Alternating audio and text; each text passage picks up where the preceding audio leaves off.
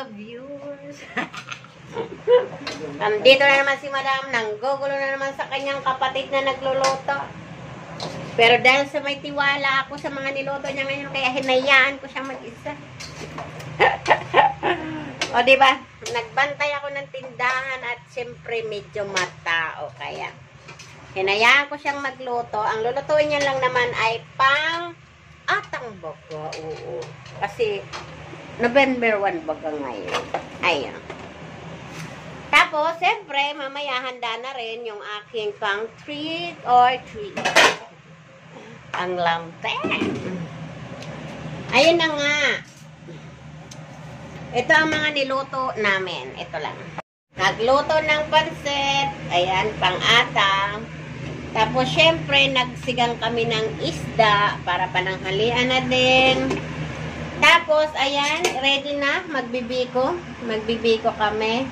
Tapos, syempre, binuksan na ng ate ko menu. Doon, galing talaga ng ate ko. Supportive sa vlog ko.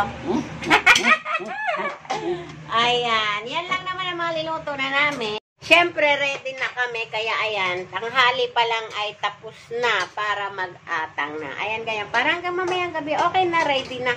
Huwag nang magluto. O, diba? Tama na yun. Kasya na yun. Yun lang naman. Atang lang. Tapos kami lang naman kakarain. Ayun, kaya ready na. Kayo, ready na ba?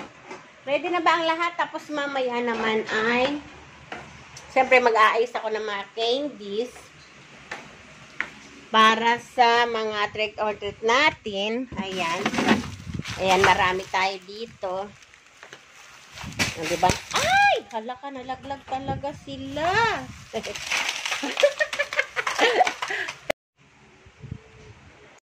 Ayan, nalaglag sa sahig yung mga candies. Nabutas yung plastic. Alam niyo mga ka-viewers, itong mga candies na to, diba, hindi na ako bumili ng pambigay mamaya sa mga bata.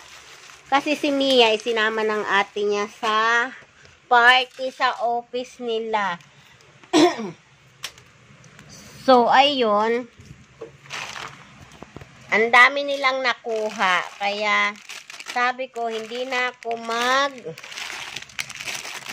ako bibili ng para doon. So, ito na lang. Kasi ang dami naman. Hindi naman to kayang ubusin ni Mia. So, ipapamigay din namin to mamaya. O, diba? Ang dami mga ka-viewers. O.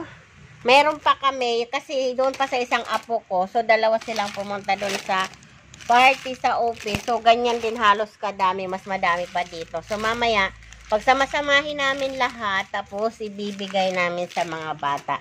O, diba mga ka-viewers, ang dami nating mga candies. Ayan, nalaglag kasi. Kasi nabutas. O, diba? Assorted. May mga piso-piso pang gold. O, diba? Libre na si Madam sa pamimigay sa mga bata. Kasi biro mo sa dami niyan. O, di naman kayang ubusin ni Mia yan. Bala ko, ibalot-balot ko siya ngayon sa plastic. Kasi bamayang gabi pa ako mamimigay ng todo-todo. Pag ginulang, so dadagdagan ko na lang siya. Ayan. Pero marami pa. Meron pa din dun sa apo ko. Kaya marami ito talaga. Maraming batang mabibigyan.